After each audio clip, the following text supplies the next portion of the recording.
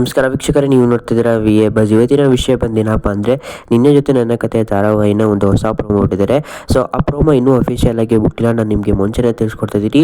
So ನಾಳಿನ ಸಂಚಿಕೆಯಲ್ಲಿ ಏನೆಲ್ಲ ಆಗುತ್ತೆ ಅಂತ ಈ ವಿಡಿಯೋದಲ್ಲಿ ತಿಳಿಸ್ಕೊಡ್ತೀನಿ. ಅದಕ್ಕಾಗಿ ನಮ್ಮ ಚಾನಲ್ನ ಸಬ್ಸ್ಕ್ರೈಬ್ ಮಾಡ್ಕೊಳ್ಳಿ ವೀಕ್ಷಕರೇ.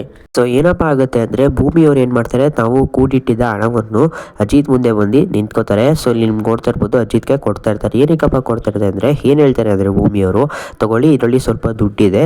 ಸೊ ನೀವು ನನ್ನ ಹಾಸ್ಪಿಟ್ಲು ಖರ್ಚು ಮತ್ತು ಊಟ ತಿಂಡಿಗೆ ನಾನು ಈ ದುಡ್ಡನ್ನ ಕೊಡ್ತಾ ಇದ್ದೀನಿ. ಸೊ ಇದು ಇಟ್ಕೊಳ್ಳಿ, ಕಾಂಟ್ರಾಕ್ಟ್ ಮದುವೆ ಆದಮೇಲೆ ಇನ್ನೂ ಅರ್ಧ ಸಾಲನ ನಾನು ತೀರಿಸ್ತೀನಿ ಅಂತ ಹೇಳ್ತಾರೆ. ಸೊ ಅದ್ರ ನಂತರ ಸಿಟ್ಗೆದ್ದ ಅಜಿತ್ ಅವರು ಏನಪ್ಪ ಮಾಡ್ತಾರೆ ಅಂದರೆ, ಸೊ ರೇಗಾಡ್ತಾರೆ ಅವ್ರ ಮೇಲೆ.